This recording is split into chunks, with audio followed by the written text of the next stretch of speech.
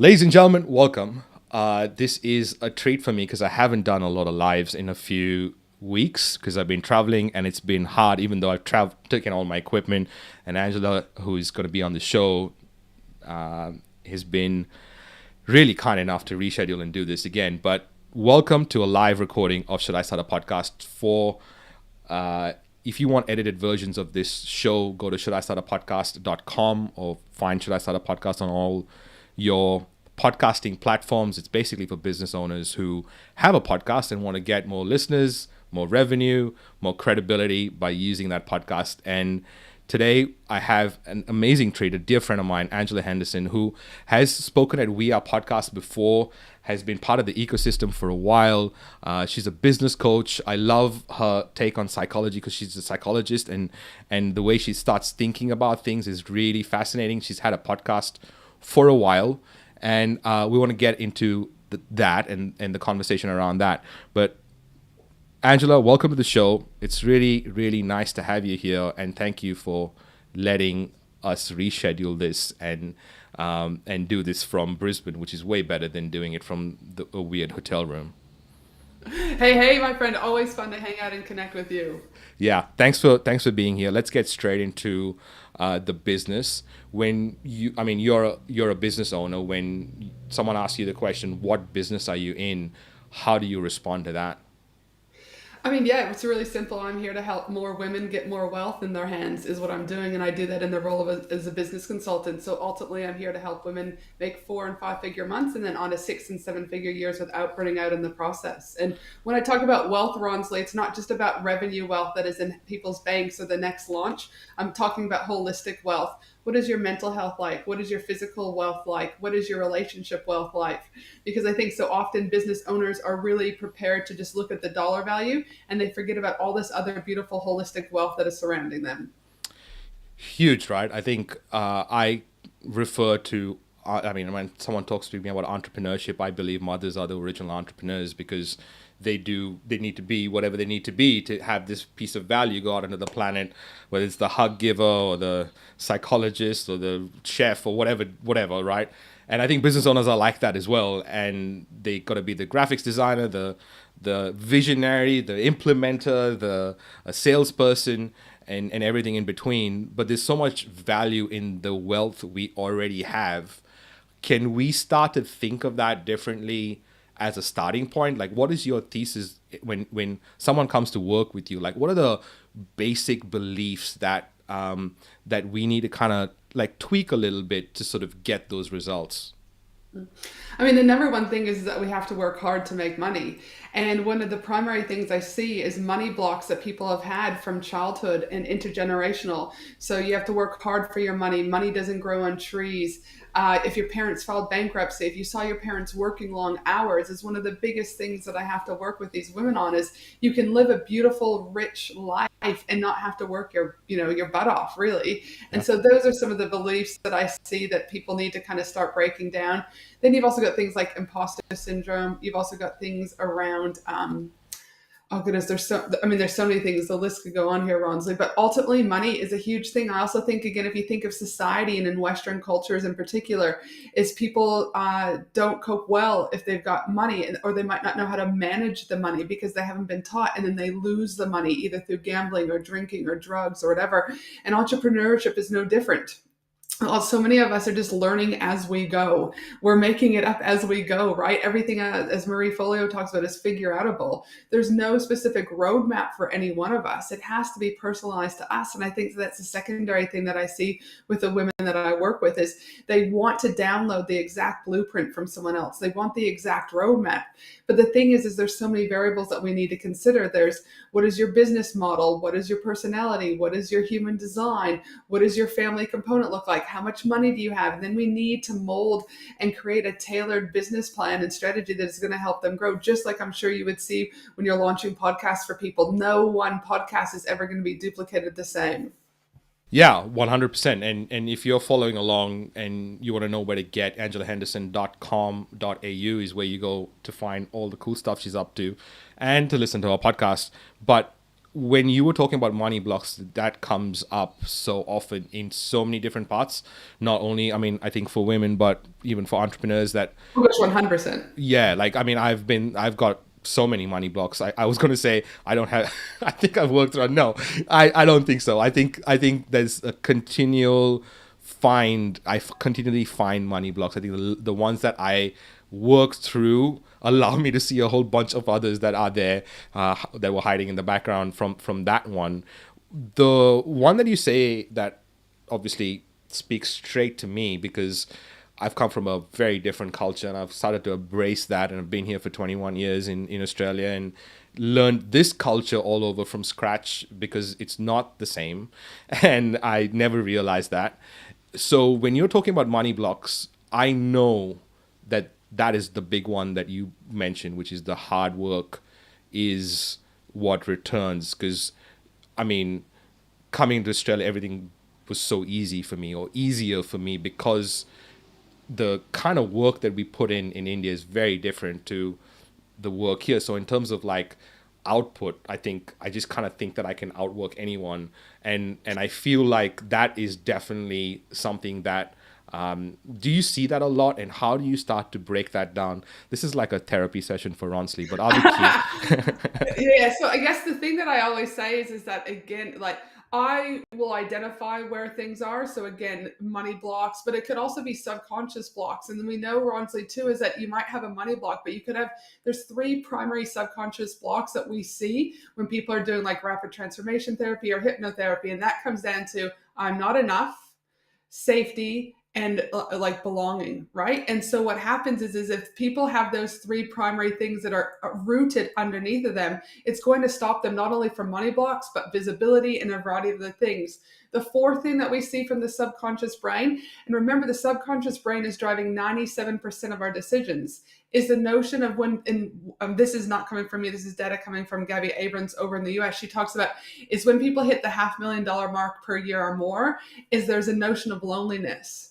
So, for example, I did some hypnotherapy, and one of the things that came up was this money block that I had. And what it came down to was, is my mom. And my mom was a nurse practitioner. She did all these amazing things, but then she had a back operation. She got addicted to oxycodone or indone over here in Australia. She lost me. She lost my brother. She filed bankruptcy twice. She gambled, didn't everything away. Now she sits in her home lonely by herself. So being able to understand when that happened in my hypnotherapy session was that the more money I make, the more lonelier I'm going to be. So therefore I stop being visible and I stop doing things because I don't want to be lonely. I mean, that was a massive eye opener for me, Ronsley, right? But so often what people are focusing on, I believe in entrepreneurship, regardless if you're a male or a female, is those how do I do this? What's next, etc. But when I started to shift from just the how-tos and moved into some of that inner work through hypnotherapy and healers, etc., it was a game changer for me. It was revolutionary for me. And so again, it's that level of enoughness, belonging, and safety are massive key indicators from the subconscious that accompany also the mindset money stuff that we're talking about. Huge, right? The even the element of putting yourself out there, all those blocks come up. Like when you have a podcast and you're putting yourself out there, you could either cover something very generic which everyone could do and feel safe in that zone, or you could speak your truth and actually put a line in the sand and say, this is what I stand for. And those two strategies will have a big difference in how your podcast shows up. So let's talk about the podcast and let's talk about your journey. When did you start? What was that like? And how has that evolved to what it is today? Well, I originally actually went to We Are Podcast, and it was John Lee Dumas was there, his partner is there, Kate, and I can't remember. I mean, my podcast has been going now for over 4 years, but it was whatever the year before, and I was like, I just showed up at your event. I didn't have a podcast. I didn't know what the hell a mic was. I didn't know what recording looked like, but I needed to be in that room to understand a little bit better about how I could use my voice in order to make a bigger impact, in order to optimize my business, in order to have expansion. So I was like, I think I was one of the few people who didn't have a podcast. Here were these people with like amazing podcasts and they were killing it. There was Omar and Nicole and yourself and a whole bunch of really cool people in that room. And I left there and I thought, okay, I'm going to just get this podcast. And so I didn't know what the hell I was doing. I literally got some cover art. I like even shared it before it even went live. So when it actually went live that day, my rankings weren't what I wanted it to be, but I was like, well, I'm in it. Let's roll. I had like a $200, $249 mic that I've still been using up until just last year. And I just kind of rolled with it. I had no strategy. I had no plan. And sometimes I think that's what we need to lean into. Is if it's meant to be, everything is again figure outable. Lean into that trust, surrender that I was doing what I needed to do to get me to where I needed to go. And then the following year, I went back to We Are Podcast. You asked me to speak. And I remember I was on stage with Pat Flynn and we were talking about all these other people are like, well, I've been podcasting for years. And I was like, well, I'm only on episode 16 and I don't really have a lot to talk about. And I remember Pat Flynn stopping me and stop saying only. He said, you have more podcast episodes than most people will get to because most people will drop off around that 7 to 9 episode. He said, you have a voice, use your voice, believe in your voice. And so that really also was a game changer as I was comparing myself to someone else's chapter 30 when I was in my chapter 1 and just knowing that my voice will be heard by the people that need to hear it. You know, that's such a great gift. And I was talking about gifts before we went live, and when people deliver these gifts that really shake us. Pat Flynn delivered one of those as well for me at the retreat that year because I actually asked him, I'm like, I don't understand why you came to speak at We Are Podcast. I don't really understand why all these people are here. And he got really mad at me. He's like, do you think you have no value to give? And it was such a change for me. And I am so grateful to those gifts that come along and really shake us up to our core. And maybe you've told me this before, but I never really knew that We Are Podcast started your podcasting journey. I mean, I know you spoke at We Are Podcast, but I didn't know that you didn't have a podcast and you came to We Are Podcast and that's where you learn everything. I'm hearing that for the first time, I don't know how many years later, but that just gives me goosebumps. And thank you for implementing and executing, because that's really why that whole movement started. How has that evolved to what it is today? Like, what's the podcast now? And what changes have you made since that launch? Yeah, I mean, the podcast now is the Business and Life Conversations podcast with Angela Henderson. We will be rebranding in 2023, and that's just because over the last 4 years, I've evolved both in myself as a human being and both as a business owner and both as a podcaster. So the podcast will continue, but we're just going to name it slightly different. So that's something that's exciting for 2023. But what is it? I mean, where has it evolved? I mean, there's so much goodness with podcasting. The fact is that podcasting, I believe, amplifies things in your business tenfold more than any other platform. And I don't just say that for shits and giggles. I genuinely say that I can be posting organically on social media. I can be posting inside of my Facebook community.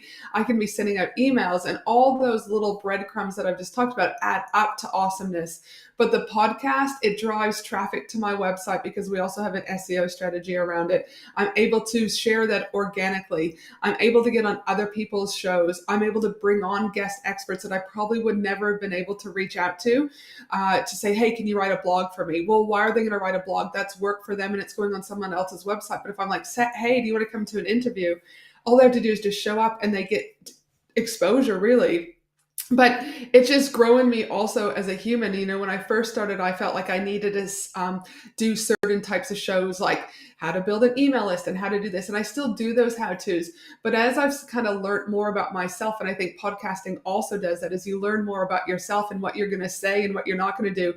And you also go, you know what, this is my own freaking platform. If you don't like it, leave. There's the exit. And so I've kind of also grown my confidence through the podcast. I found my voice a little bit more through the podcast. And through that also, it's allowed me to get multiple keynote speaking events at different, keynote speaking opportunities at different events. Like these are just some of many of the opportunities and awesomeness that I've had by starting a podcast. And everyone knows you, to be honest. Like, I've done presentations and, there are some images of you with We Are Podcast on stage, and there'll be people in the chat that say, is that Angela Henderson? And that's happened way too many times for it to just be a coincidence. So as a result of you kind of doing so much with your visibility and reach outness, and I think you have a strategy as to how you get the people onto your show. What happens? Can you give us an idea of what happens before you hit record, and what happens after you hit record? And I also want to get a little bit into the rebranding process. So let's start with that right now first, is like, what happens before you hit record? What do you do? What is the process like for you to get an episode to the record phase? Yeah, so I have ADHD and I talk about that openly. So for me, again, the way that I have to do it is I have to write out my entire podcast, because if not, I will be off on different tangents. So again, you gave me the questions, or you kind of gave me a little bit of a framework about what was happening. That allows me to kind of tie things in. So for my own podcast, I literally have to spend about 30 minutes scripting out what's going to be said. Now, I don't necessarily read it word for word, but I know I need that script. So I've got thousands and thousands of pages of script, and people are always like, really? It sounds so natural for you. But I have to do that the way my brain works. So I spend about 30 minutes if I'm doing a solo episode. And I used to always kind of worry about what my topic was. Now I lean into what I need to say. So I used to batch record a lot of my podcasts, and that still works in some notion. But for me, what I've learned over the years is leaning into what do I feel like talking about? What does my audience need to hear? What needs a shake up in our particular space? And so that's how I kind of choose my topic for the week. Then I script it out. And then I just literally freaking record, upload it to Dropbox, and then my team will stitch it together. Like, I try and keep it simple. I think one of the number one things business owners do collectively is they overcomplicate freaking everything. Don't overcomplicate it. Like, really don't. Hit record, upload it, stitch it together, and get that shit out to the world. Imperfect action will always trump anything else. And the thing is you're doing a disservice by not getting your voice out and trying to make things perfect and all polished. I don't have foam boards in my room. This is how it is. I believe quality content, and it still needs to sound good, but I think so many people focus on getting it perfect that it's actually stopping them from getting their voice out. So I really keep it kind of simple, Rons. You mentioned imperfect action. Our dear friend has just rebranded her podcast from Socialette to Imperfect Action, which is so on point and on brand that I think what you're talking about is just getting the reps in, which is so important. I feel like everyone wants to make an impact on the planet, but they want to look good while they're doing it. And as a result, they want it to be perfect, and they never take the action as a result. And I feel like that is probably key to everything in terms of business, right? Is like just taking the action and then recorrecting that, getting feedback and getting and correcting that on the sharpening your offer on the, someone said this, sharpening your offer on the stone of the market, or something to that effect, like understanding what the market really wants. You talk about these scripts that you have.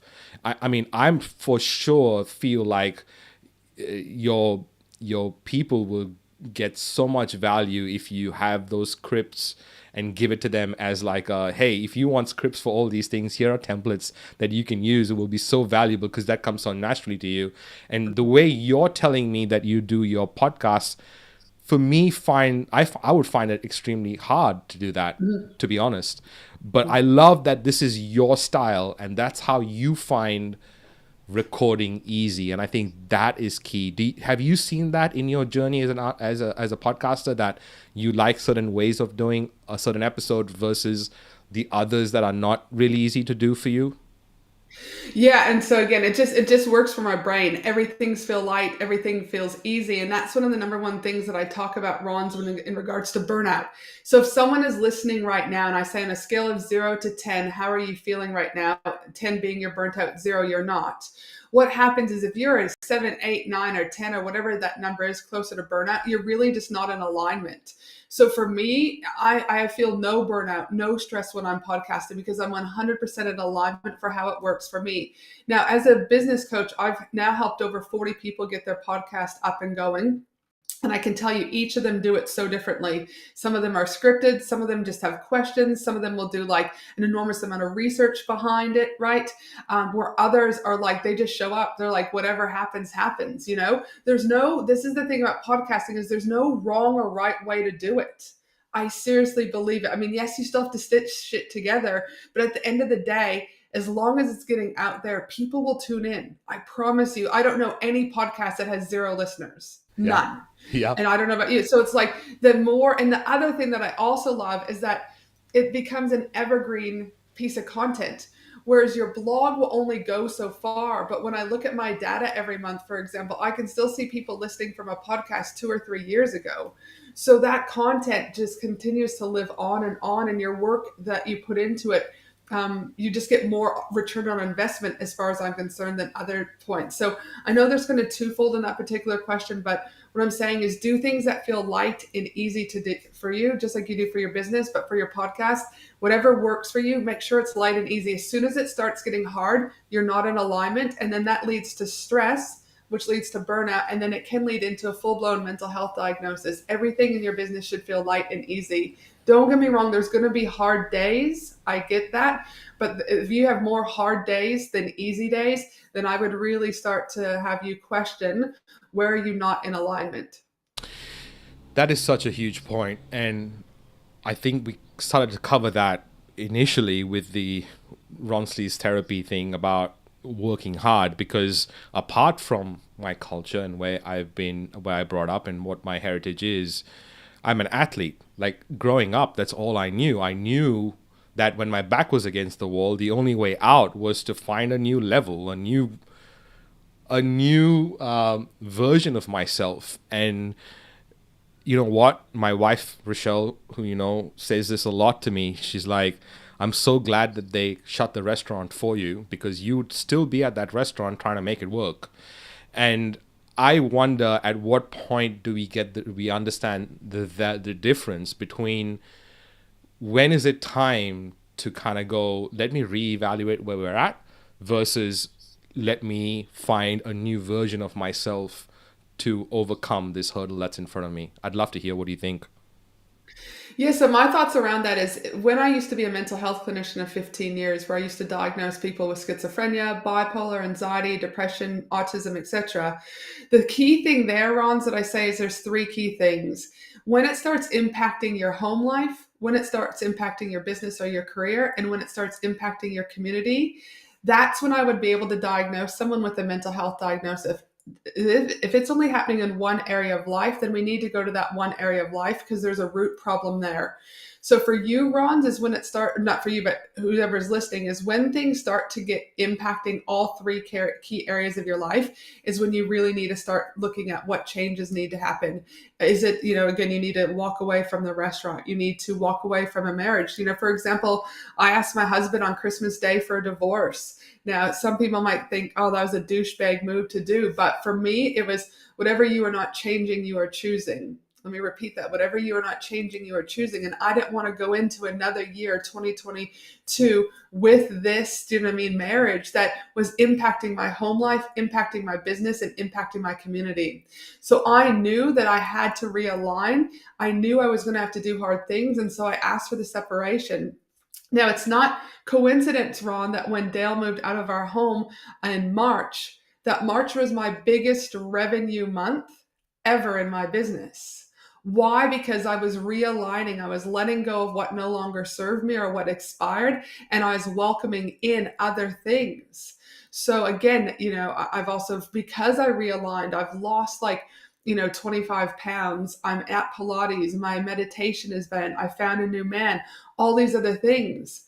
But whatever you are not changing, you are choosing. And so ultimately, Ron's, again, when it starts to impact all 3 areas of life, home, community, and your business or your career, then ultimately changes need to happen.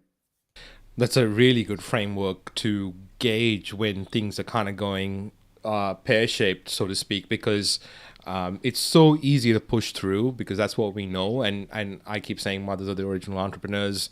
I mean, if there's ever an example of pushing through something that's hard, like you just see how parents do that, I suppose. So what I'd love to come back to in the podcasting sense is how does the podcast and what does it do for the business? And if someone said to you, hey Angela, is there an ROI to this thing? Is it okay, is this another cool thing for you to do, or is this actually benefiting the business? Yeah, for me is I always look in my business, where is the return on investment? Now I knew podcasting, there was going to be some short-term wins, but I also knew podcasting, I was in it for the long haul, right? So the first thing I did is I actually paid 6 months up front for someone to take care of my podcasting, stitching everything together, because I was committed to doing this for half a year. So that's the first thing that I kind of went all in on. But the ROI for me, because I knew the ROI was long term, I couldn't just do 2 or 3 episodes and see an immediate win. So I was committed to at least half a year. And now obviously I've been going for over 4 years. But the ROI, it's like, again, how long do I have to talk about the ROI? I've got ROI because I use it as an SEO strategy. So people are finding me organically via going to Google. My ROI is that my visibility is increasing. Remember, there's only three ways to gain visibility, and that is through organic, partnership, and paid. So by having my podcast, which is produced by me and organically, obviously, again, I'm able to increase my visibility. If I can increase my visibility, more people know about what I do. If more people know about what I do, I can put my offer in front of them, which means I'm going to make more money. So I've got visibility, awesomeness. I've got an SEO strategy that's in place that gives me an ROI for people to find me. I'm able to put my offers in front of people. Not to mention the beautiful relationships. I'm very big about human connection, and I believe that human to human marketing, the experience and interaction one faces with a particular brand, is where we're going versus B2B and B2C. And I believe a podcast allows me, even through my voice, to really build these beautiful relationships of listeners, but also equally build beautiful relationships with the guests. Also, another ROI is I get asked all the time to go on other people's podcasts. So I've been on 150 plus different podcasts over the last few years. Full disclosure, I'd say about half of them were from getting asked to be on the podcast. The other half was I was working with a podcast agency to get into the international market. So I just want to make sure I'm transparent with that. But I get asked to go on other people's podcasts. I get asked to do a variety of speaking events. So your event, I've been asked to speak at. I just came back last week from Profit First Australia, where I was able to be a opening keynote at their particular event. So, I mean, there's so much ROI. I can't tell you. I'm running a 2-day live event here this week, for example. The speakers, either they've been on my podcast or I've been on their podcast, or have been able to collaborate in some way. So, I mean, there's so much goodness. And then the ROI too is my mission is to make sure that another 2,500 women have access to the tools, community, and resources they need to grow sustainable and profitable businesses by 2025. And for me, Rons, is that the podcast allows people who might not be able to afford, a business coach or a course or whatever, to still walk away with a 30 to 45 minutes really solid piece of content that they can go and implement and move their business forward without having to break the bank. So for me, the podcast still allows me to stay true to my mission and produce one free podcast episode every week. So yeah, those are just some of the ROIs. that I think if you had more time, it'd probably go on longer. I'd love to talk about the human connection before we get to the rebranding piece. You mentioned human connection in that comment, and you believe that that is something that we're sort of moving away from, and it's so valuable to have that back. Let's sort of reframe the human connection, how important that is for business, and how important is that for growth as a person as well. I'd love to hear your thoughts on that. Yeah, I just think people want to be seen, people want to be heard. And in a world where we are, quote unquote, more connected than ever before, we're actually more disconnected than ever before. And I believe social media has a huge, they've got something to say for that. Our suicide rates are going up. Unfortunately, over 8 people take their lives in Australia every single day. And we're just more disconnected than ever before. I believe podcasts, regardless of what type of podcast you have, allow people into your world, allow people to feel seen, allow people to feel heard, allow people to feel connected. And more than ever before, businesses need to stop treating their clients like transactions. When's the next launch? When's the next 7 figures? And I believe those people who choose to embrace human to human marketing, that experience and interaction one faces with a particular brand, that those will be the businesses who are going to accelerate and skyrocket, and those other businesses are going to get left behind. And a podcast, though you might not be speaking with the listener, I can't tell you how many emails I get where they're like, Ange, I'm ready to work with you now. You've been my virtual mentor for the last 6 months. I'm ready for more of you, because if you give this much through your podcast, what is it actually like to be in your space and work with you? And I would say that would go for any podcaster out there, that people just, again, people want to feel community. And more than ever before, we don't have community. I look last night, it was Halloween, and I look outside and there's this beautiful community because people have a reason to come out and celebrate. But all the other nights, there's very little interaction outside in my street. I mean, my kids play because they're forced to play outside, and there might be a few street kids, but people are just in their houses on these phones. And I think we saw podcasts skyrocket during COVID because people were so lonely that they could tune into their favorite podcasters and feel like they were in their living room, having a cup of tea, having a glass of wine, having a coffee. And I think it's more important than ever before. And I think podcast is a beautiful way to enrich people's lives in a better way. Yeah, huge. I mean, I have this Post-it note in front of me, and I'll read it out. It says, I use my voice because a lot of my ancestors didn't get a chance to use theirs. And I think it depends on where you're at and what you're doing stuff for. And when you find that why and you find the reason for your doing things, it really becomes easier, to your point. Like, you kind of are not flowing upstream or not swimming upstream, and you're going with the flow and with the current, and you're trying to use the universe to your advantage. And to that point, you're talking. Let's talk about rebranding. We spoke about Steph Taylor, who also came to our podcast and has got this crazy result, and I find it very humbling, and I still get goosebumps about the fact that this idea I had helps these people have these impact in life and have their voice. Let's talk about the rebrand. People get scared of rebranding. I think it's a natural evolution, because you do certain reps and then you realize a whole bunch of things that were there that you never realized before. But as a result of doing those reps, you're aware of new things now. What happened with your podcast, and as a result, how have you changed or decided to change?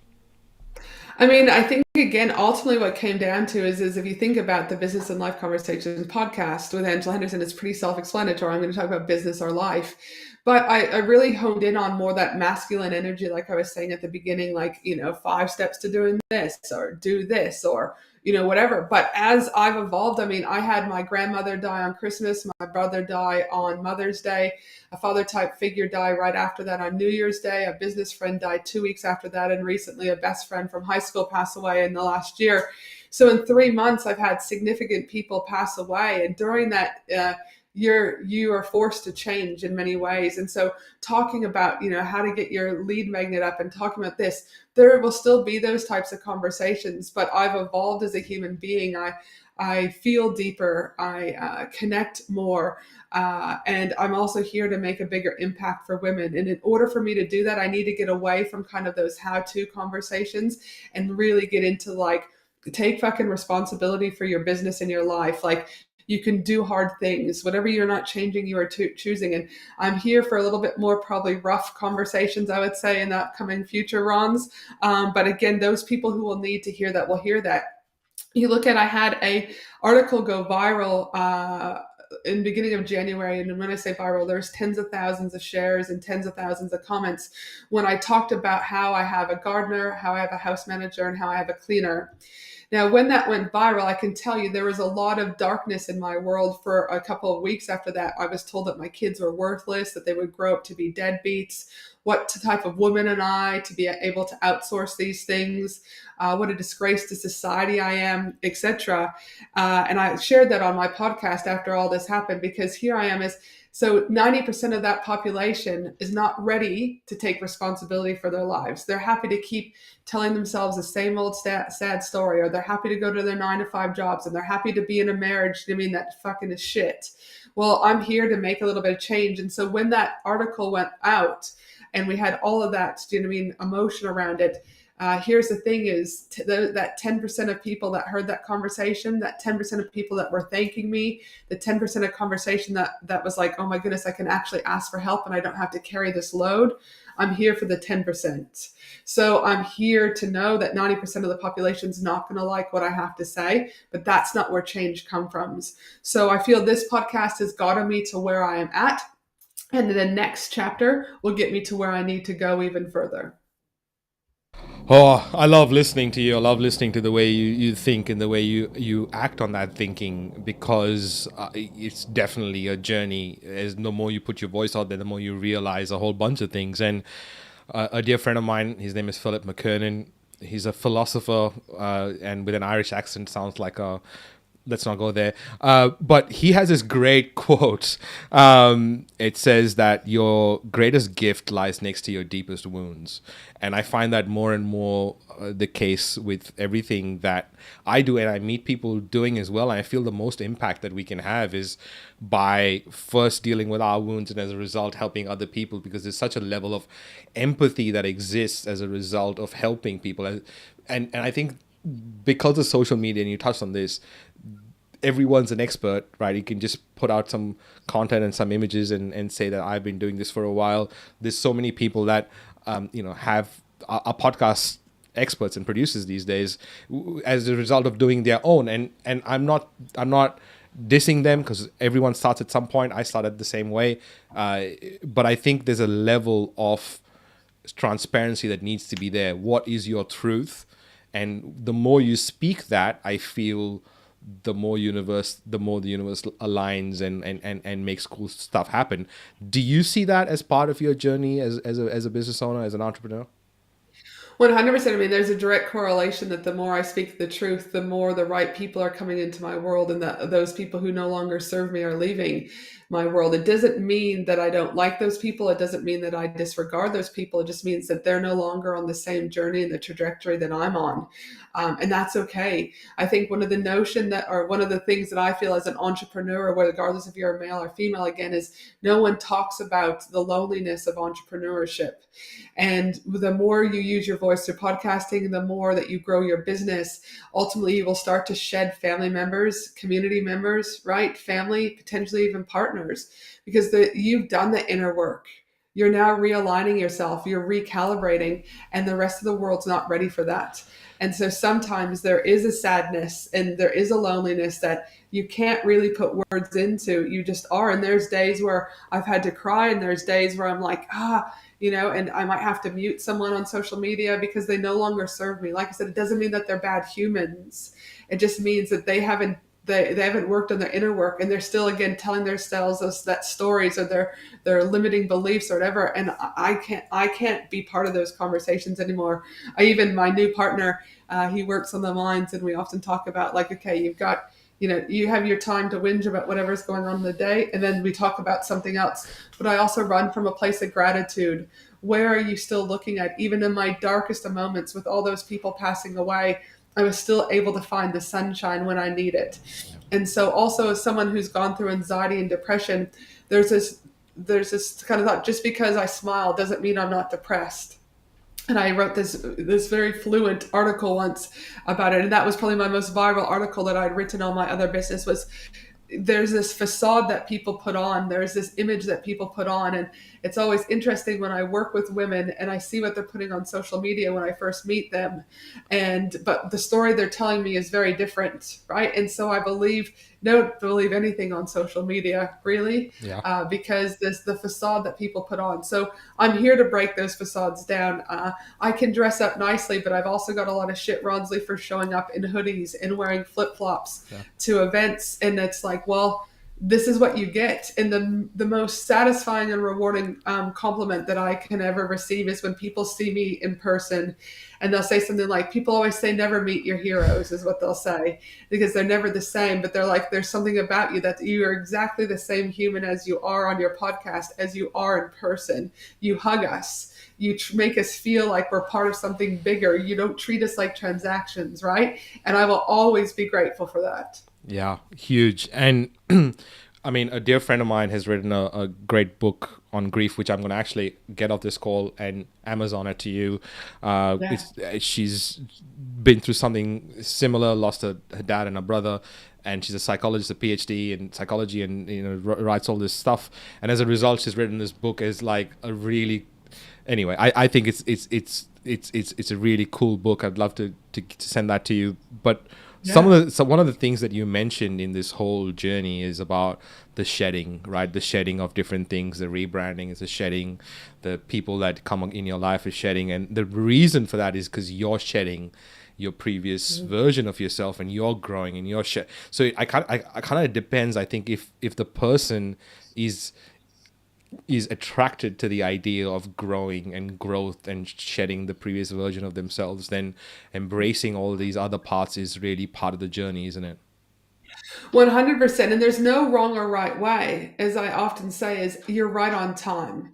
So when someone will do a discovery call with me and they're like, oh, I'm just not ready, I won't hard sell them. I'll just go, you're right on time.